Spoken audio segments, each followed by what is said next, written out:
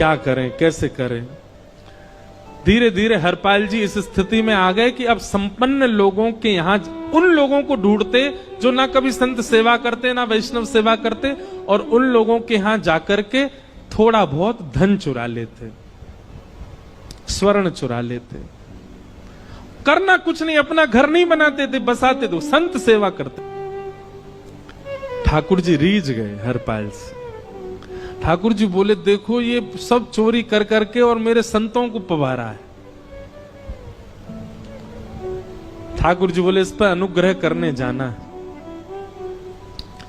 भगवान तैयार होने के लिए गए और बढ़िया महाराज नकली सी मूछ लगा करके, ऊपर सिर पर पाग पहन करके और थोड़ा पेट सा बाहर निकाल के, गले में खूब सारी जंजीर डाल के, सोने की जूतियां डाल करके, कौंधनी सोने की पहन करके, और एक बैंत समझते वृद्ध लोग लेकर के चलते, बैंत सोने का मड़ा हुआ बैंत लेकर के ठाकुर जी तैयार हो गए, एक सेठ जी बन गए।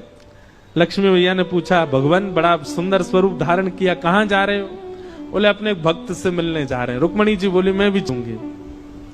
भगवान बोले, तुम मत चलो, तुम उसको पहचान नहीं पाओगे, तुमसे अपराध बनी जाएगा।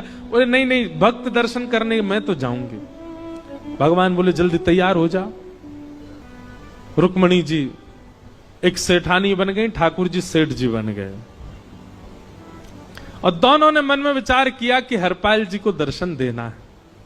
और यहां हरपाल जी की स्थिति क्या थी?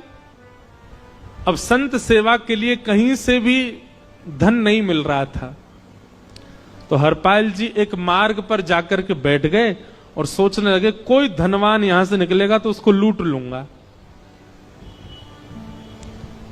और लूट के भाग जाऊंगा, सारा धन संत सेवा में लगा दूंगा। तभी उस मार्ग पर कोई और तो आया नहीं, ठाकुर जी सेठ बन करके आ गए। और महाराज खूब सारे गहने पहन करके, पाग बढ़िया सोने की जड़ाऊ पाग पहन करके, ऐसे वस्त्र पहन करके, और छम छम करते चलते आ रहे हैं। उन गहने ही बज रहे हैं ठाकुर जी के।